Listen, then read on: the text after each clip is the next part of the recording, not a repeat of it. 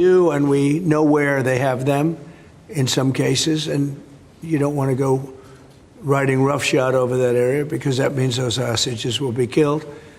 Now, there are some people that would say, well, that's the price you pay, but we don't like to say that. We don't want to say that. And I don't think the people of Israel want to say that either, which is pretty amazing. A lot of people would say, just get it done and whatever it is. You could also say speed might be better for the hostages. You go through, with speed, you may have a better chance because they're in deep trouble. They're in deep trouble. You saw October 7th, and you saw what the damage and the horror that they committed. People can't forget that. They tend to forget it, but they can't forget. That was one of the most evil things I've ever seen. And you just cannot forget that. So we're very much involved. The Prime Minister's involved. I'm involved. And I think I can speak. We just signed a very big trade deal, the biggest of them all yesterday, right? And the European Union is very much involved in wanting to help with really the Palestinians in terms of getting people fed.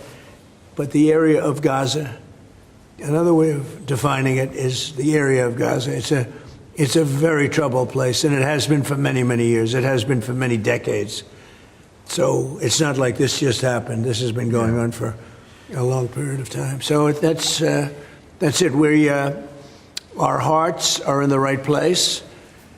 We have some good news because the recent war that you just saw, they just announced, I see, the newest of the 5, now this would be 6 that we've stopped. I've stopped 6 wars in the last, I'm averaging about a war a month, but the last 3 were very close together. India and Pakistan and a lot of them. Congo was just, and Rwanda was just done. But you probably know, I won't go into it very much because I don't know the final numbers yet. I don't know. Numerous people were killed, and I was dealing with 2 countries that we get along with very well, very different countries from certain standpoints. They've been fighting for 500 years, intermittently, and we solved that war. You probably saw it just came out over the wire, so we solved it through trade. I said, I don't want to trade with anybody that's killing each other, so we just got that one solved. And I'm going to call the 2 prime ministers who I got along with very, very well and speak to them right after this meeting and congratulate them. But it was an honor to be involved, and that was going to be a very nasty war. Those wars have been very, very nasty. So we've done a lot of good work. We've had great support from the Prime Minister anytime we needed help, anytime we needed any form of support. You've been there. We appreciate it very much. Absolutely. And we're going to continue onward. We do have to take care of the humanitarian needs on what they used to call the Gaza Strip. You don't hear that line too much anymore. You don't hear the Gaza Strip. But it is the Gaza Strip, and it's amazing that it's not being handled a little bit differently. We're going to set up food centers, and we're going to do it in conjunction with some very good people, and we're going to supply funds. And we just took in trillions of dollars. We got a lot of money, and we're going to spend a little money on some food. And other nations are joining us. I know your nation's joining us, and we have all of the European nations joining us, and others also have called, and they want to be helpful. So we're going to set up food centers and where the people can walk in and no boundaries. We're not going to have fences, and they can't. They see the food from 30 you would say yards away, and they see the food. It's all there, but nobody's at it because they have fences set up that nobody can even get it. It's crazy what's going on over there. So we're going to work very closely together with your country, a great country. We also discussed inside that we are, there's a whole new thing happening with regard to energy from nuclear. Yeah. And the Prime Minister's looking at that very strongly, and I know you have Rolls-Royce nuclear plants. That sounds pretty good, right? I love that. What a great brand that is. But you're also doing the Rolls-Royce or the nuclear plants, the smaller plants. We're doing smaller and bigger, but the small is interesting. They do a small plant, very easy, very safe, and as they need more, they hook up another plant, and they have a series of plants instead of, doing the $20 billion plant. that gets tough for a lot of people to do. So we're just studying that, and it sounds like you're very far progressed. But that's a great thing you're doing on nuclear. We opened up nuclear about 2 months ago, and it's now safe and very inexpensive.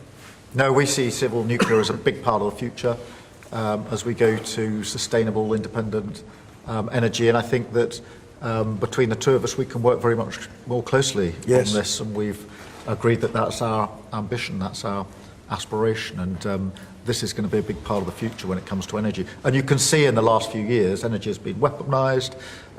Prices have dictated both families and businesses across the United Kingdom, and therefore taking control of energy is a huge prize. So the more we can work together on this, the better. And small modular reactors are a very big part of the future here, and we've got great companies like Rolls-Royce involved in that. So I'm very much looking forward to working together with you, Mr. President. We'll do that.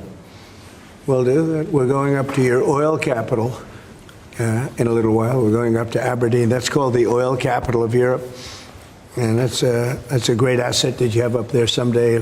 If they ever change their thinking on that, you have a great and valuable asset. There's a lot of valuable resources underground there, but that's a decision for you to make. But it's a very amazing place, and it is considered the oil capital of Europe. So it's another option that you have.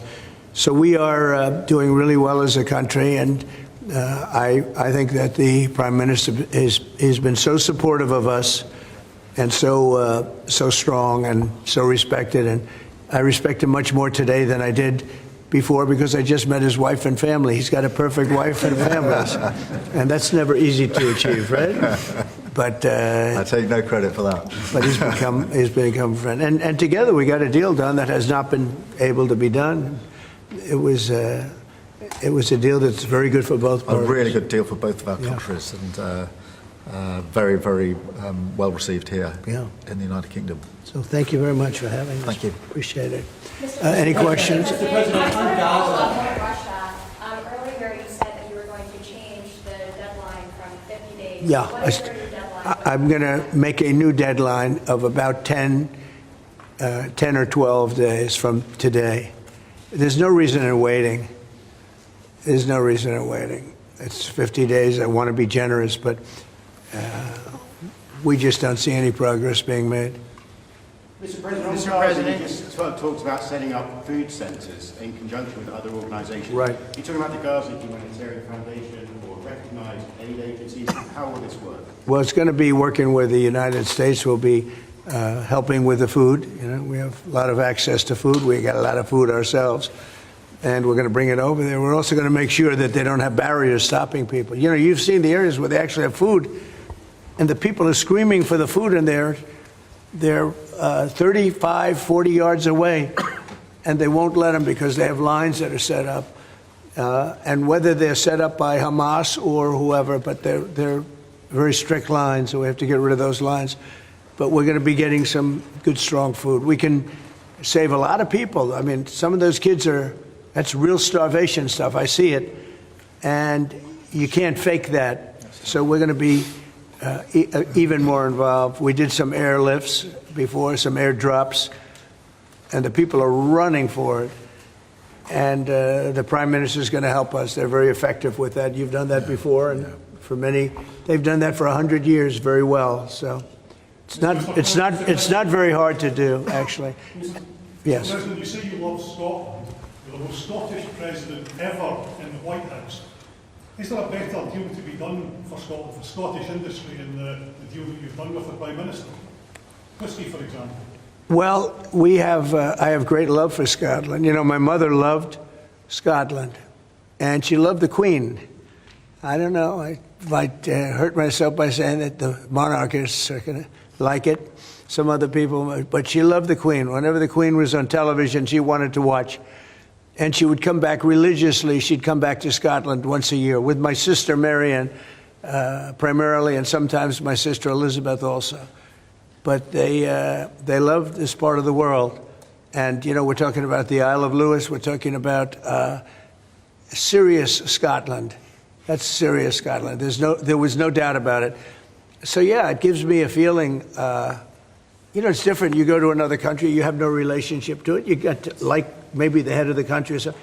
But it's different when your mother was born here, Stornoway, right in Stornoway, a beautiful little place. Is there a better deal to be done for Scotland, for whisky, for example? Because of your love of Scotland, is there a better trade deal to be done for Scottish businesses like whisky? Well, I assume when we do our trade deal overall, a lot of it comes to Scotland, I hope. Maybe all of it should go to It's Scotland. a very good deal for the whole United Kingdom, we're already achieved great things under the deal, and we'll achieve even more as we work together. A lot of it is going to Scotland. I mean, I do know that, but I mean, we're dealing with the UK, but a lot of it comes to Scotland. And you know, I was very particular. This is a part of the world I want to see thrive. It's going to thrive. Mr. President, back to Gaza. You talk about Hamas stealing food and stealing aid. What responsibility does Israel have for limiting aid to the region? And if I could ask a follow-up to the Prime Minister, what pressure can be put on Israel? Is that something that you and the United States could work on together? Israel has a lot of responsibility. They're hampered by the fact that you still have 20 hostages or so. And the people of Israel are very concerned about the 20 hostages. It's very interesting.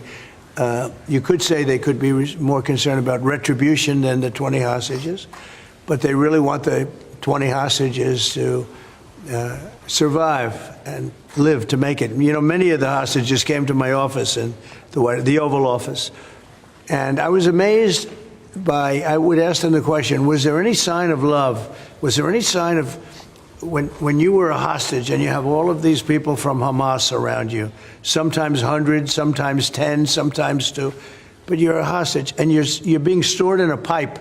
It's not even really, you know, a cave or anything. It's a pipe, a little pipe. And some said they didn't think they were going to make it because they were losing air. There wasn't enough air, and they'd open up the pipe just in time, but they didn't do it on purpose. They just happened to open it. They got lucky. But I said, did they ever wink at you and say, like, don't worry, you're going to be okay? Did they ever give you some extra food, even if it was a piece of bread? Did they ever give you anything during that time? And some were there for 400 or 500 days now, right? It's a long time, a year and a half, more than that. And not one person said there was any love from anybody. You know, in other words, you have hundreds of people, and you see it in the movies where somebody's a prisoner and somebody's helping. You even see it with Germany, where people would be let into a house and live in an attic in secret. You know, you'd see signs of stuff. I said, did you see anything like, did they wink at you? Did they say, don't worry, you're going to be okay? I never received, I ask that question all the time. I've never received one answer that said, yeah, they really wanted to help. No, the hatred is just incredible. But certainly access to food issue, and what more can Israel do? Prime Minister as well. Well, I think Israel can do a lot. I will say that Iran, I think, interjected themselves in this last negotiation. Can you imagine the beating they took? We wiped out their nuclear possibilities. They can start again. If they do, we'll wipe it out faster than you can wave your finger at it. We'll have to do that. We will do that gladly, openly and gladly. They've been saying, Iran's been sending out bad signals, I'll tell you. For a country that just got wiped out, they've been sending very bad signals, very nasty signals. And they shouldn't be doing that. They shouldn't be doing that. They were talking about things that they shouldn't be talking about. They were interviewed on a recent show, and the foreign minister saying things that he shouldn't be talking about, shouldn't be saying. And I think they got involved in this negotiation, telling Hamas and giving Hamas signals and orders, and that's not good. That's not good. I would say, look, we need to get the hostages out. They've been held for a very, very long time, and we must always start from there.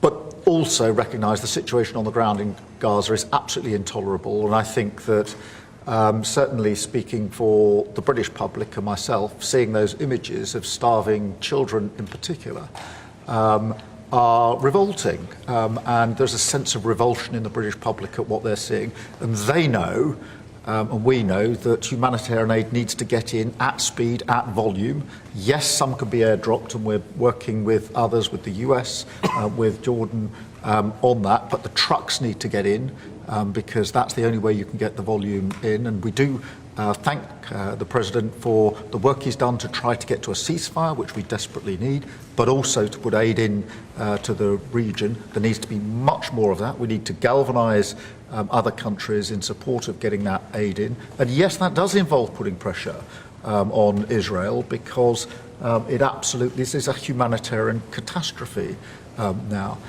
We also need to look beyond that situation to what then happens in the event of a ceasefire, which is desperately needed. And that's why I'm really pleased that we're having a discussion about what a peace plan would look like after that, the component parts of that. And we have to be really clear at this point that Hamas can play absolutely no part in any future governance in Palestine and and in Gaza. And it's really important that we're clear about what triggered this, who took the hostages, and calling out Hamas for what they are, which is a terrorist organisation. But I think today the focus has to be on getting that humanitarian aid in. Will the UK avoid your pharmaceutical tariffs, and will it happen before August the 1st? Well, we'll be announcing on pharmaceuticals sometime in the very near future. We have a very big plan on pharmaceuticals. We want to bring a lot of the pharmaceuticals back to America where they should be. If you look at COVID, it sort of taught us a lesson. We were getting our pharmaceuticals from other countries. We almost didn't make any. We used to make them ourselves, and we're going to want to be making a lot of them ourselves, all of them in a sense. But you also have a good pharmaceutical business. We'll be dealing with you on pharmaceuticals also. And we certainly feel a lot better with your country working on pharmaceuticals for America than some of the other countries that were with the relationship we have. You would not use that as a cudgel. You wouldn't be using it as a block. But we're going to be announcing sometime very soon, I think, pharmaceuticals are our whole thing. And the companies know. And drug prices are going to be coming down very substantially in the U.S., very, very substantially. And that'll happen very soon. Mr. President, we all sense your frustration. No, go ahead, Vladimir please. Putin. Hold it. We can all sense your frustration with Vladimir Putin. Yeah. Do you think he's been lying to you about his intentions in Ukraine? Well, I don't want to use the word lying. All I know is we'd have a good talk, and it seemed on, let's say, 3 occasions, it seemed that we were going to have a ceasefire and maybe peace, and you divide it up and you do whatever you have to do, that obviously to get to the end. And all of a sudden, missiles are flying into Kiev and other places. And I say, what's that all about? I spoke to him 3-4 hours ago, and it looked like we were on our way, and then I'd say, forget it, and I'm not going to talk anymore. You know, this has happened on too many occasions, and I don't like it. I don't like it. Mr. President, how successful social media sites? There are new powers here to censor your site, states mandate. To censor my site? To censor your site. You mean Truth? Truth Social? I mean Truth. Is that okay? Well, I don't think he's going to censor my site because I say only good things. Will you please uncensor my site? Yeah, we're not censoring anyone. We've got some measures which are there to protect children, in particular from sites like suicide sites. We've had too many cases in the United Kingdom of young children taking their own lives, and when you look through their social media, they've been accessing sites which talk about suicide and encouraging, if you like, children down that road, and that is what we want to stop. Nothing about censoring free speech. But this country is the proud free speech in this country has been for a very long time. We're very, very proud of it. We will protect it forever. But at the same time, I personally feel very strongly that we should protect our young teenagers, and that's what it usually is, from things like suicide sites. I don't see that as a free speech issue. I see that as a child protection issue. We actually passed a bill in Congress, headed up by my wife, actually, which was to pull bad stuff out having to do with children, because it is a problem. But I cannot imagine him censoring Truth Social. That's more of a very political, and it's been a very big success. Not going to happen. And I only say good things about him and his country, so if they censor me, you're making a mistake. I'm going to give my ambassador the job, make sure it's not censored. not happening. I had not heard that. You're a big investor in this area, Mr. President. Say it? You're a big investor in this area. To put it mildly. Like this ballroom that we built from scratch. Do you worry, though, about the risk of increased taxes here? Will that stop you investing? And do you have a message last night on the soccer to the English Lionesses who won the European trophy? So I think that I have a theory that low taxes bring growth. We just passed a big tax cut bill, the biggest bill in the history of our country, actually. And one big, beautiful bill. I used to call it the great one big, beautiful. We took the word great out. But it's actually called the one big, beautiful bill. It's essentially a very large tax cut bill for everybody. And our country's pretty soon, I think I can say it right now, our country has never done better. We had a country that was dead.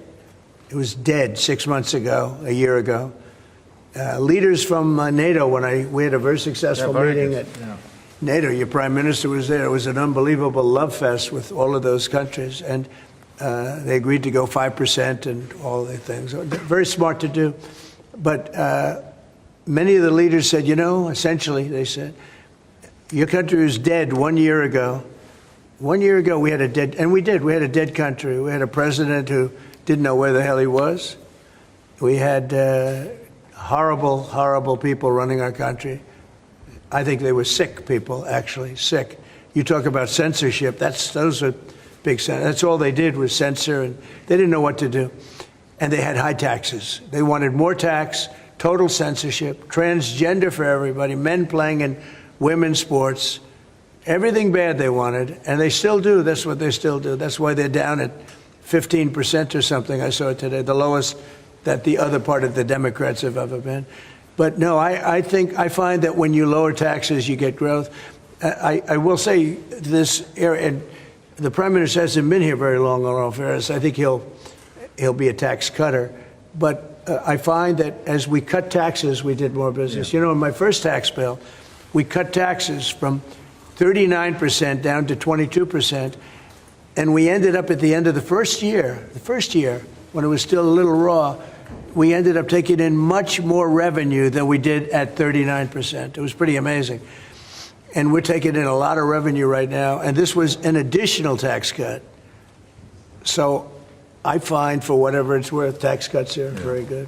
Russia moved up the deadline. It's now 10 or 12 days. Is the sanction the same, that you're going to slap a 100% tariff on anybody who does business with Russia? So what I'm doing is we're going to do secondary sanctions, unless we make a deal. And we might make a deal. I don't know. You don't know. We've done so many peace deals. This is the one I started out with. And, I know President Putin called me. He wanted to know if I could help him with Iran. I said, no, I don't need your help with Iran. I need your help with Russia. And so that's the one deal that continues to linger.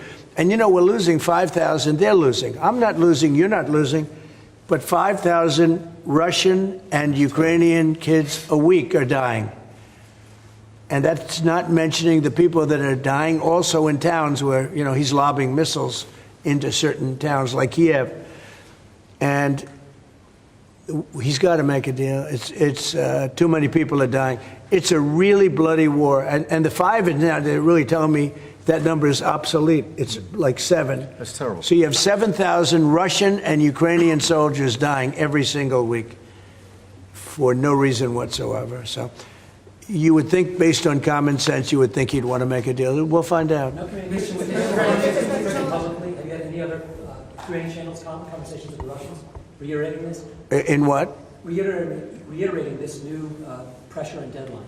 Yeah, we're going to have you're the press. I'm reiterating it to you.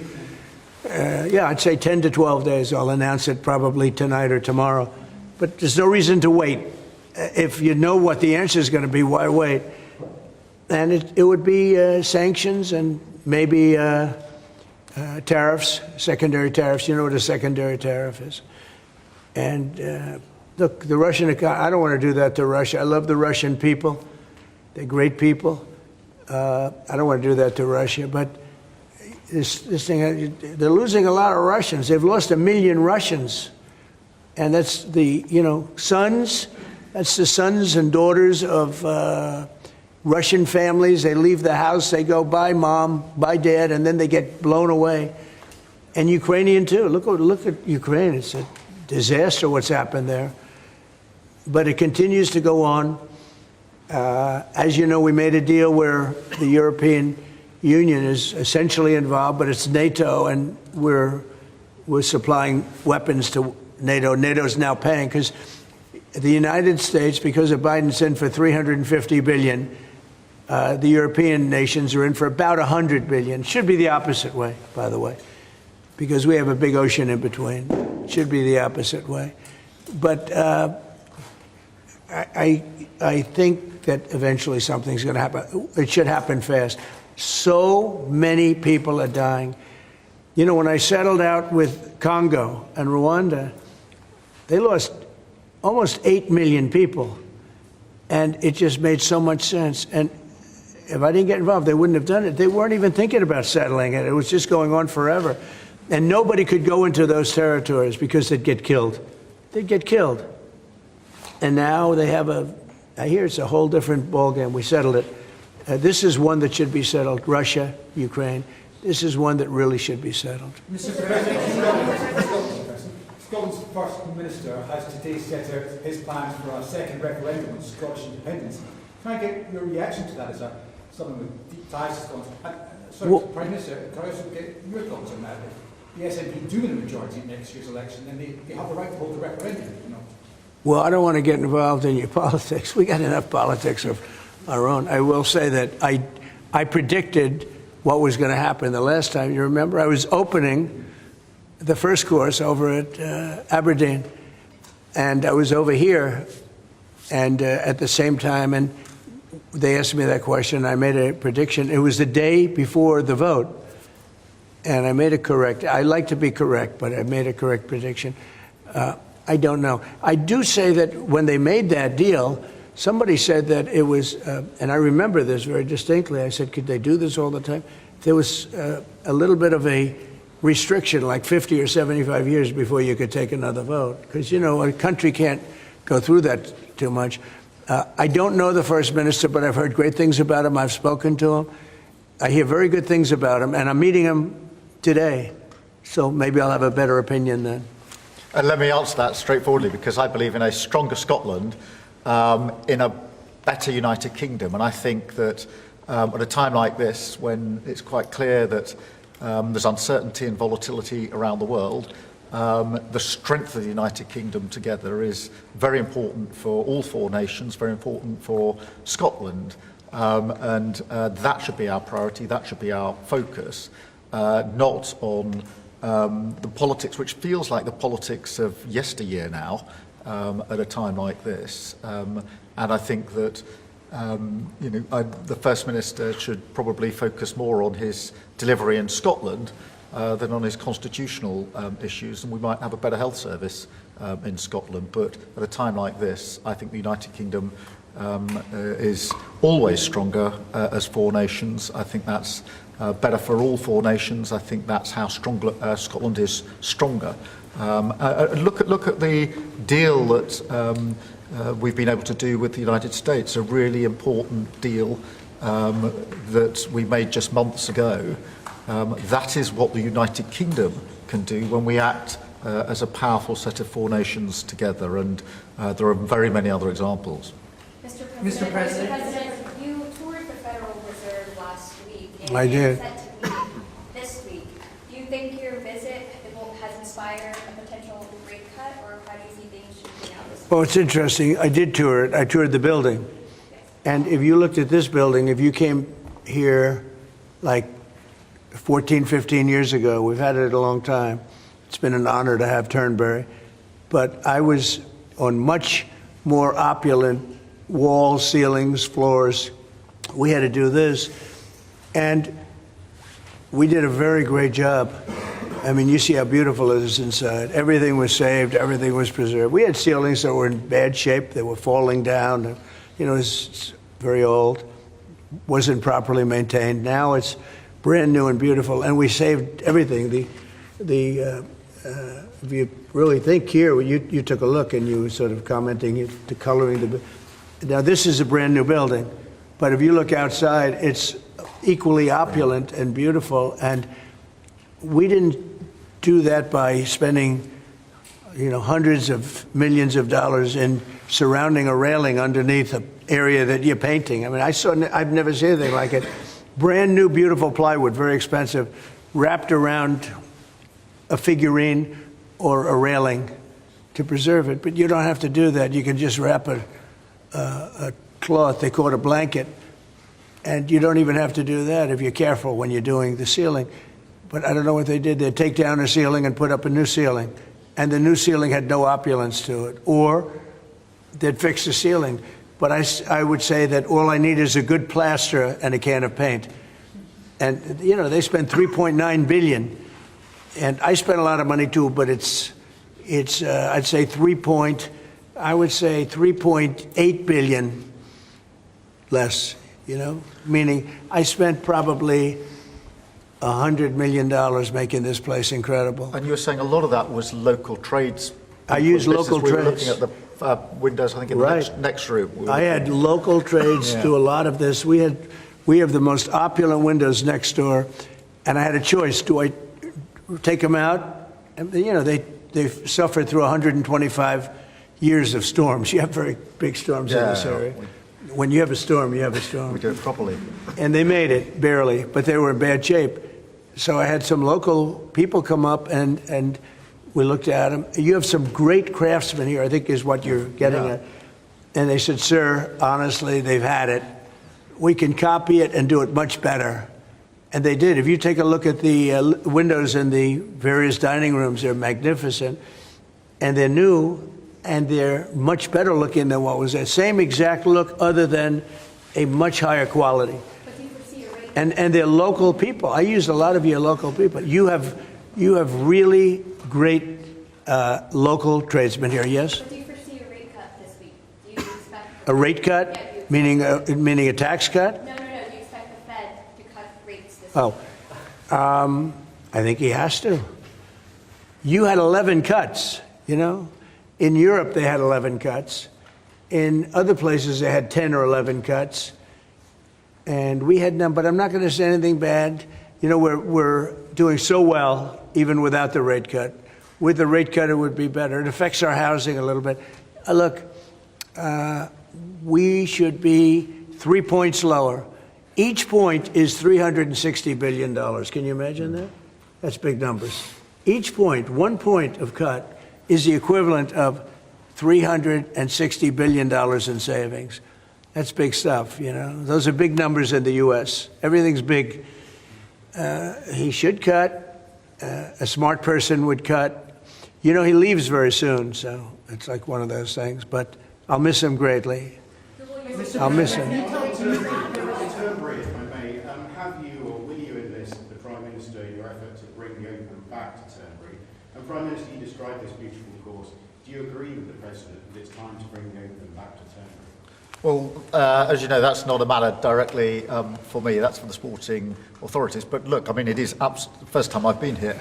It's absolutely magnificent, both inside and out, and looking at the courses itself and the building. It's incredible. But the decision on the Open is not a decision for me, as you'll understand. I should just pick up on the earlier question, because I, for one, will say congratulations to the Lionesses. Last night, our women's football team won the Euros, defended the Euros, I should say. It's a big story. Which was a really big success, and the mental and physical resilience that they showed was quite incredible. So it's a big deal. There's a lot of bunting out today and tomorrow to celebrate them bringing that cup home. Did you get the chance to do any planning for the upcoming state visit? And how is that going to work? Where would you stay? And anything about this? Well, I'm looking forward to it. It's never been done before, twice. We had our original at Buckingham Palace, and now I guess we're going to Windsor. And it's never been done, and I'm a big fan of King Charles. I've known him for quite a while. He's a great guy, a great person. He looks really well to me. He looks great. So we look forward to coming over. It's going to be... It was one of the most beautiful evenings I've ever seen. I hate to say it, but nobody does it like you people in terms of the pomp and ceremony. True. And I look forward to being here with the ambassador. Our ambassador is a very, very successful man who just wanted to do this. And I said, how are you going to be able to do that? And he's so committed to, the relationship between the countries. But he's a very great guy and a very, very successful man. So I very much thank you for doing this. Thank you for the honors. Mr. President, will you go to London, or are you worried it's no longer welcome? About what? Will you visit London during the state visit? I will. I'm not a fan of your mayor. Why not? I think he's done a terrible job, the mayor of London. But a nasty person. I think he's done. I think he's a friend of mine, actually. No, I think he's done a terrible job. But I would certainly visit London. Yeah. Would you like Gaza? So MP Nigel Farage has asked Parliament to be recalled when you're there. Well, I like Nigel. I mean, Nigel, as you know, is a friend of mine. Nigel's done very well. He's a friend of mine. And Keir's a friend of mine. Would you recall Parliament so that the President can talk to MPs? Well, Parliament's in recess at the time, but look, I do want to be clear. This is an unprecedented and very special state visit. This has never been done before, and there'll be many elements of it that have never been seen before. So this is going to be a historic occasion, and we're all very much looking forward to it. And I was very, very pleased to be able to put forward the invitation when we were at the White House earlier this year. So but this is not just a state visit. They're always incredible occasions, and this is an unprecedented second state visit. So you can imagine just how special that's going to be. The fact that it's never been done before, and that's because it's non-consecutive, and it's the only reason it could be, made it even more interesting, frankly. So it's going to be great. And being with Charles and Camilla and everybody I've gotten to know because of 4 years and now 6 months, gotten to know a lot of the family members. They're great people. They're really great people. And in that sense, I think that the UK is very lucky. You could have people that weren't great people. I don't know if I'd say that, but you could have people that weren't. But we're very lucky to have our royal family. They're absolutely fantastic. So we really look forward to that. As far as Parliament, if he wants me to speak in Parliament, I'll do it. Okay? But it doesn't have to be then. It could be some other time. Maybe we should save it for another time. We'll let the one visit speak for itself. But anytime, if I could be helpful, I would certainly do it. Thank you. Mr. President, with the EU deal, alternatives are you considering to get the hostages out if there's no ceasefire? Well, there are a couple of alternatives. Some are pretty strong, but the most sensible alternative is talk and negotiation. But I said a long time ago, at a certain point, they're not going to be talking because they're going to lose their shield. The hostages are a shield for them. They did horrible things on October 7th, and the hostages are a shield. And I said, you're going to get down a number, and the number's going to be at a point where you're not going to be able to get them back unless you're going to be very energetic, or to put it a different way, unless you're going to be very ruthless and violent. It's a bad situation to be in, very bad. Mr. President, with the EU deal last night, you talked during the campaign about President Putin respecting you and not helping you have a relationship with him. Do you still feel that way, that he respects you, considering the conversations you've had that have been really nice? Yeah. I've always gotten along with President Putin. I have had a great relationship with him. And he went through the Russia hoax, too. It was, we used to talk about it. We used to say, it's too bad we really can't do anything between our country. Because if we did, they'd say, Look, I was tough on Putin because I was the one that closed up Nord Stream, and Biden came along and opened it up. I was very tough on Putin in one way, but we got along very well. And I never really thought this would happen. I thought we'd be able to negotiate something, and maybe that'll still happen. But it's very late down the process, so I'm disappointed. And the funny thing is that their economy isn't that big, and it's having a hard time right now. But it's a relatively small economy, a strong military, but strong economy. And it used to be a strong economy. Now it's not. He's going through a lot. Economically, it's not easy, but it's pretty small, you know, compared to that magnificent size of that land. The land is massive. It's got, I guess, 9 time zones or something. It's a massive piece of land. Russia could be so rich. It could be so rich. It could be thriving like practically no other country. And they're holding that back because we can't. He wants to do trade deals with us. He talks about it all the time. He wanted to. And I envision that a lot of trade with Russia. They have a lot of valuable things. When you talk about rare earth, they have serious rare earth, right? They have just about every form you can have. So, you know, Russia could be so rich right now. Instead, they spend all their money on war. They spend everything on war and killing people, and it doesn't make sense to me. I thought he would want to end this thing quickly. I really felt it was going to end, but every time I think it's going to end, he kills people. Could a meeting help, and are you considering it? Has been proposed? I don't know. I'm not, you know, I'm not so interested in talking anymore. He talks, we have such nice conversations, such respectful and nice conversations, and then people die the following night with a missile going into a town and hitting, I mean, recently, I guess, the nursing home, but they hit other things. Whatever they hit, people die. So, I don't know. We'll see what happens. We've just had a sense of your differences in political persuasion when Nigel Farage and Sadiq Khan came up in conversation. I wonder if you have any advice, either of you, for a very divided, polarised world on how you make your relationship. Not differences, yeah. Not differences. I happen to like both men. I like this man a lot, and I like Nigel. And, you know, I don't know the politics over here. I don't know where they stand. I would say one is slightly liberal, not that liberal, slightly, and the other one is slightly conservative. But they're both good men. Mr. President. Well, look, I mean, we like each other, we respect each other, we get on, and we've both got a great love of our countries, of our families, and therefore there's a huge amount that we have already achieved, actually, together, and will achieve as we go forward, leading our respective countries, and of course the relationship between our countries. Donald, we were talking about this morning. That whether it's defence, security, intelligence sharing, it's a close historic relationship. We have fought together in the past. We've always stood together. And I, for one, am very pleased that we've got such a good personal relationship between us. And I think it just shows that even if you come from different political perspectives, different backgrounds, actually there's a huge amount of common ground when it comes to what is in the best interests of our two great countries, and they are two great countries. And I think that because we focus on what's best for our countries, we get along very well, and I'm very pleased that that's the case. Mr. President. Well, I do know he wants to cut taxes as much as he can. And, you know, politics is pretty simple. It's, I assume there's a thing going on between you and Nigel, and it's okay, you know, it's two parties.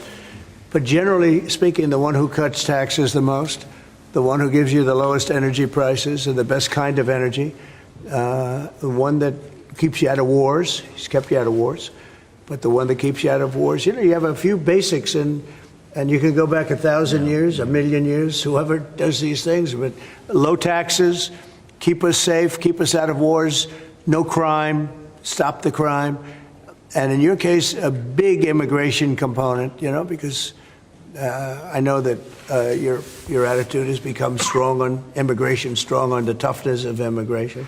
But I think whoever's going to be, I think I won because we had a lousy president, to be honest with you. We had an incompetent president. But I won because I was very strong on immigration. Now, we had inflation. We had sort of a bad economy with this guy. We had a lot of problems, but I focused on immigration more than I did anything else. And I think I won because of immigration. I think I won because of the border. I had a bad border where millions of people were coming in to our country illegally. And as you know, in last month, 0 people came into our country illegally, 0. So we went from a bad, incompetently run border to the most competently run border that anybody's ever seen. Prime Minister, the President makes it look easy dealing with illegal migration. You must be Well, I think we've been discussing irregular, illegal migration is a huge issue in both of our countries. In the United Kingdom, it is a real cause for concern, and that's why we must bear down on it in all its aspects, upstream, across Europe, where a lot of ours comes into through northern France, across the Channel, working with our allies, with our colleagues to break the gangs that are actually running this trade. But equally being very strong that when people have arrived in this country who've got no right to be here, then we should be removing them to their own country. And that's why I'm really pleased that we've been able to focus on this very intensely and get 35,000 people out of the United Kingdom who had no right to be here. Because the message has to be, you can't make your way to the United Kingdom. We won't tolerate our rules being broken. And if you get here, you will be returned to where you came from. And it's really important that we bear down on that. We're such an attractive place for people to come if they want a better life, because we are. People coming via the rules are always welcome. Of course, we've welcomed talent and people into this country for centuries, literally. But what the British people will not tolerate is those that break the rules. Those that come through irregular routes, and that's the really important distinction here, and that's what we're bearing down on. And I'm really pleased that we're through pretty well all of the international engagement I've done, all the meetings I've had, the country we've done deals with countries in the last 12 months that many people thought it was not possible to deal with when it came to immigration, irregular immigration, and we've returned thousands of people who've got no right to be here. And that, I think, is, for the British people, we're a reasonable, tolerant country where people are coming lawfully to contribute to our communities, to our country. Then, of course, they're welcome and have made a great contribution. But what people will not tolerate is those that are breaking the rules. And that is an issue of today, but it's a very British thing. We are people who respect rules. We don't approve of those that break rules. I can say, though, that I had one of the greatest victories, they say the most consequential in 129 years, so I don't know about that, but it was pretty close. And we won all of the swing states, which never happens. We won the popular vote by millions of votes. We won, tremendous electoral college sweep. And I believe I did it more than anything else because of my strong stand on immigration. And I don't think this country is any different in that sense. I think it's a big factor. And it is with a lot of the European countries. Some of the countries have lost their way, and they have tremendous crime because of it. I mean, you had countries with no crime that now have tremendous crime. And you know the countries, and I know the countries. And so I think it's a huge factor in any election, not just this election, but in any election. I think the one that's toughest and most competent on immigration is going to win the election. But then you add low taxes and you add the economy. He did a great thing with the economy because a lot of money is going to come in because of the deal that was made. But I think that immigration is now bigger than ever before. Mr. President, your Treasury Secretary is meeting with Chinese trade Right now. Right now. Have you received an update? Do you expect a deal when these talks are over, especially with the August 1st deadline? No, they're meeting right now. And, we have a good relationship with China. But China's tough. And like you're tough, we're all tough, yes. But we're going to see what happens. We just concluded our deal with Japan. It was very good for everybody. We're making, great deals. We're making deals that are good for us, but we want them to be good for everybody. It's important. It's sometimes I'll do something that I shouldn't do because it's not very important for our country, but it's very meaningful for the country on the other side. And I'll let them have that point because it's very important for them. So I don't know, but we've made a lot of deals in the last couple of months. And then ultimately, as you might as well know, we're going to because we have, you have 200 countries more. but people don't know that. You got a lot of countries. And I wouldn't want to sit down with 200 people and have to deal the way he was calling me all the time. We want this, we got to have that, these are tough negotiators. These are, look, they're smart people, they're tough negotiators. They know what they want. And, but we're going to be setting a tariff for essentially the rest of the world. And that's what they're going to pay if they want to do business in the United States. Because you can't sit down and make 200 deals. But we've made the big ones. We just finished Indonesia. They opened up their country. We just finished Japan. They opened up their country. Japan opened up the country. They were totally closed. They opened up to our cars, even to rice. Rice was a big deal. They would never take anybody else's rice. They'd take in rice. But they opened up their country. Philippines, we just finished. They opened up their country. They were very closed. I'd love to see China open up their country. So we're dealing with China right now, as we speak. Yeah, we're dealing with China right now. The deal you've got with the UK is better than the one with the European Union. Is that because you think Brexit was a good idea in this country? No, look, we have a very special relationship with this country. Like, my mother was born here. And not only born here, loved it. She'd come back, I tell you, religiously every year. And she'd go up to Stornoway and see her relatives. But she loved the country. Yeah, it probably has, it always has an impact. Always has an impact. But,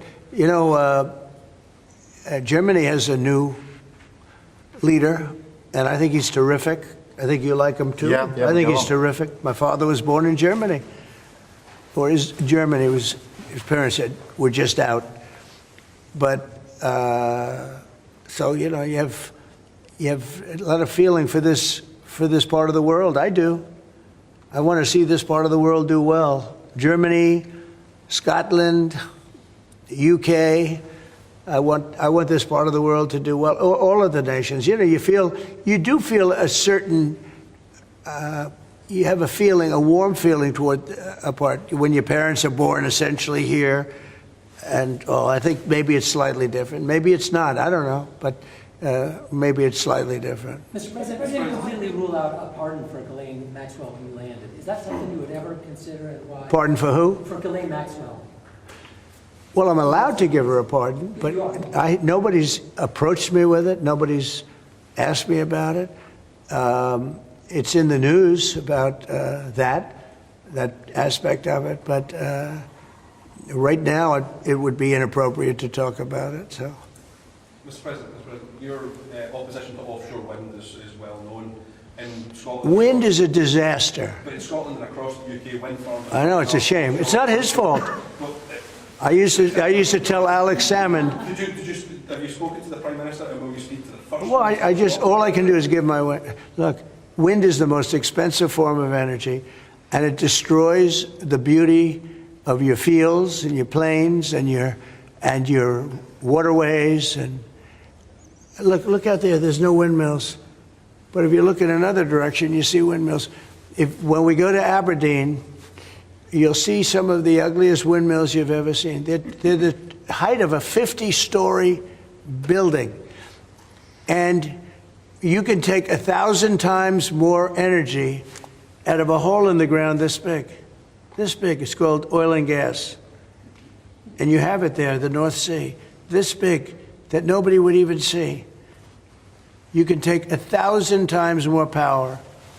Because the wind is intermittent, it doesn't work. It's extremely expensive. All the windmills are made in China. They used to be Germany and China. Now they're mostly in China. They all come out of China. They say that the blades, which are carbon fiber, you can't bury. Oh, okay, you can't bury. What are you going to do? Dump them in the ocean someplace?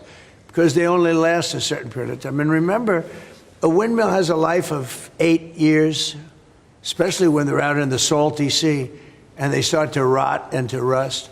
You're going to have to replace them. It's very hard to replace them. Wind needs massive subsidy. And you are paying in Scotland and in UK and all over the place where they have massive subsidies to have these ugly monsters all over the place.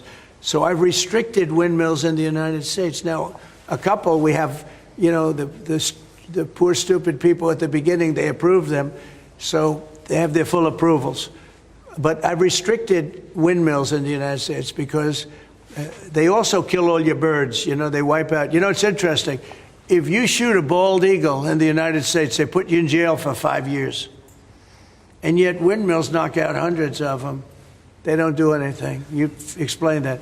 So it's a very expensive energy. It's a very ugly energy. And we won't allow it in the United States. So we believe in a mix. And obviously oil and gas is going to be with us for a very long time. And that'll be part of the mix. But also wind, solar, increasingly nuclear, which is what we've been discussing this morning, civil nuclear as we go forward. The most important thing for the United Kingdom is that we have control of our energy and we have energy independence and security, because at the moment, whatever the attributes and facilities in the North Sea, that is sold onto the international market. We buy it back off the international market. That was a historic mistake in my view. But what we need is a mix so that we get the energy security that we need for the future, and that's the focus of everything that we're doing. But what we have discussed today is that the energy prices are too high, which is why we recently took measures to reduce the energy prices, particularly for energy-intensive businesses. But in the long run, the only way to reduce your energy prices is to take control of your energy, and that's what we're doing, taking control of our energy. Mr. President, our King Charles, who you are a great friend of, is a big fan of eco-projects, windmills, as you call them. Is he wrong? So King Charles is an environmentalist, I will tell you. And I say that in a positive way, not a negative way. And every time I've met with him, he talked about the environment, how important it is. And I'm all for it. I think that's great, you know. King Charles, more than anything else, loves the country. But I got to know him very well. He truly is an environmentalist. He wants clean air, clean water, you know, all of the things that we all want. Mr. President, you have said that you have not been briefed on the Epstein files, or your name has not appeared in the Epstein files. But doesn't the AG have to tell you if your name is... Well, I haven't been overly interested in it. You know, it's a hoax that's been built up way beyond proportion. I can say this, those files were run by the worst scum on earth. They were run by Comey, they were run by Garland, they were run by Biden and all of the people that actually ran the government, including the auto pen. Those files were run for 4 years by those people. If they had anything, I assume they would have released it. The whole thing is a hoax. They ran the files. I was running against somebody that ran the files. If they had something, they would have released. Now, they can easily put something in the files that's a phony. Like, as an example, Christopher Steele, a person you know well, happens to be from your country. But Christopher Steele, as an example, wrote a book, a dossier. We call it the fake news dossier. And the whole thing was a fake. The whole thing was a fake. They can put things in the file that are fake. But those files were run by bad, sick people. If they had anything, why didn't they use it when I was killing Joe and then he gave out because he was 25 points down? And then I got somebody new. Nobody even knew anything about it. She was a horrible vice president. She was a border czar, but she never went to the border. She never once called a border patrol agent to find out how we're doing, but she was the border czar. Her name was Kamala. Nobody knows her last name. It was Harris. But nobody knew her last name. So I ended up, how would you like to end up in a race where you're killing somebody, you're beating him, and then they say, all right, we'll take him out. He's not working. Let's put somebody else. And then she had a 6-week honeymoon. It was amazing. They predicted she would have a 6-week honeymoon, and she did. And then she got slaughtered. But think of it. Those files were run by these people. They were run by my enemy. If there was anything in there, they would have used them for the election. Yeah. Do you think that drawing, I think I heard you say something the other day, that the drawing that was the subject of the Wall Street Journal report. I don't do drawings. I'm not a drawing person. Do you think it was fraudulent? I don't do drawings. Sometimes people say, would you draw a building? And I'll draw 4 lines and a little roof, you know, for a charity stuff. But I'm not a drawing person. I don't do drawings of women, that I can tell you. They say there's a drawing of a woman, and I don't do drawings of women. And also, you know, Epstein was always a very controversial guy. I was at a very high position, pretty much all my life. In all fairness, I've been doing this for a long time. I had the top show on television. I had the #1 bestsellers. I had everything, right? And I was a very successful business guy. He was a very controversial. Who would do a controversial drawing? Now, with that being said, they say there were many letters done by many people, and in many big people, big successful people. But I just don't. When you talk about files, I just keep going back, and other people too. Even the enemy says this thing is not correct, because if we had it, we would have used it on the guy. It's a bad issue. They say it's a good issue for Trump. Do you know that my poll numbers are up 4.5 points since this ridiculous Epstein stuff? My poll numbers have gone up 4.5 points because people don't buy it. Okay, people don't buy it. And he's gone, and we want to focus on trade deals. I want to focus on the deal we just made with the European Union, which is the biggest trade deal in history. It's the biggest deal, I think, in history, not just trade deal. So if they would have had something, they would have used it. And Yeah. people keep writing stories like the time he threw him out of Mar-a-Lago. Can you settle that? What was it about? What caused the breach with him? That's such old history. Very easy to explain, but I don't want to waste your time by explaining it. But for years, I wouldn't talk to Jeffrey Epstein. I wouldn't talk because he did something that was inappropriate. He hired help. And I said, don't ever do that again. He stole people that worked for me. I said, don't ever do that again. He did it again. And I threw him out of the place, persona non grata. I threw him out, and that was it. I'm glad I did, if you want to know the truth. Mr. President. And by the way, I never went to the island, and Bill Clinton went there supposedly 28 times. I never went to the island, but Larry Summers, I hear, went there. He was the head of Harvard. And many other people that are very big people. Nobody ever talks about them. I never had the privilege of going to his island. And I did turn it down, but a lot of people in Palm Beach were invited to his island. In one of my very good moments, I turned it down. I didn't want to go to his island. Yeah. Mr. President, on Gaza, next time you speak to Netanyahu, what will you ask him to do? Say it what, louder? Next time you speak to Netanyahu, what will you ask him to do? Well, I'm going to say, look, we're giving money and we're giving food, but we're over here and we're over in the United States, and I think I can speak for the Prime Minister. We're giving money and things. He's got to sort of like run it. Well, I want them to make sure they get the food.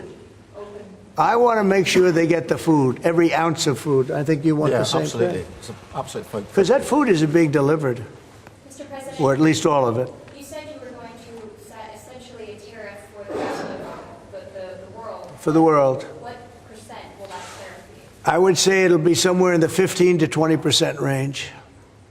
So maybe 15 or 20, or? No, I said, I sort of know, but I just want to be nice. I would say in the range of 15 to 20%. Probably one of those two numbers. UK and steel aluminum makers here are worried about tariffs. Will you do anything to help them here? Aluminum?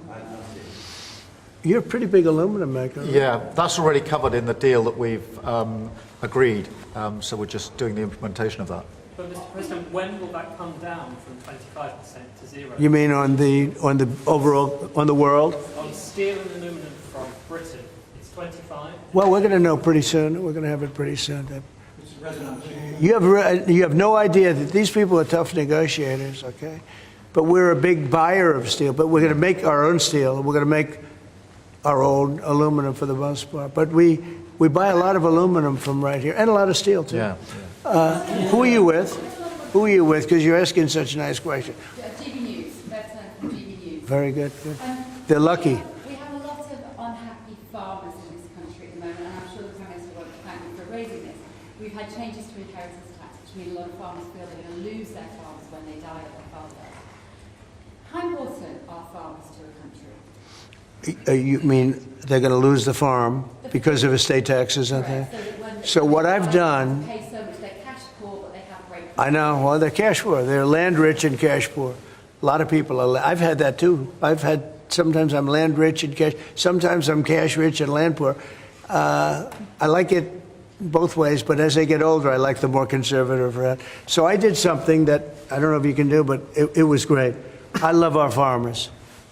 As you know, in our tax bill, we have a clause that's very important. We were losing a lot of farms to the banks because a loving mother and father would die and left their farm to their children or their child, but their children, their family. And they loved their family, and they thought they were doing them a favor, but they had a 50% tax to pay. So the land would get valued, and at a high number, because some of the farms were valuable, but they didn't, you know, they couldn't quantify it. And they'd go out and borrow money to pay the estate tax, or the death tax, as it's called, and they'd overextend, and they'd lose the farm. And they'd commit suicide in many cases. No. Our levels are nowhere near 50%. They're not. We've just introduced where it's paid over many years. Works out. Well, that's good. An extra 2% a year over 10 years. So it's not at those levels by any stretch of the imagination. But the other thing that we've done, as you know, is make sure that we've got a pathway for farmers that actually increases their year-on-year income, which is the most important thing. And in all of the deals that we do, we ensure that our farmers are the central focus for much of it, particularly on the agriculture, including in the US deal, because I don't think we can go on for years saying that it's acceptable for farmers to have a year-on-year income which isn't sufficient. We've got to fix that problem. We can't simply live with that problem, so it's a very different situation. Well, we ended the estate tax. There is no estate tax on farmers. So when a parent leaves their farm, because again, a lot of these farms, they don't make a lot of money, but it's a way of life, and they love their way of life, and they love that dirt. That dirt is the most beautiful thing they've ever seen. They love it. I mean, they're farmers. They love doing it. They don't know how to do anything else, but they don't want to do anything else. I speak to farmers. I say, would you like to live in my penthouse in Manhattan? It's the most beautiful. No, sir, I want this farm. And what happens is, I mean, we were losing a lot of people to suicide. They'd borrow money to pay the estate tax, and they were not able to pay it. And some banks are ruthless; they wouldn't do anything, and they would end up committing suicide. We have totally ended the estate tax in those situations, so there's no estate tax. So when a parent leaves the farm to the kids, they don't have to worry about their local, possibly unfriendly banker coming in and stealing their farm. One of the hot issues in Britain is being housed in hotels and people in the local communities not feeling safe. Is that an appropriate place to house them? I don't like anything about it. They shouldn't be allowed in. Anybody illegally should not be allowed in the country. Thank you all very much. Thank you.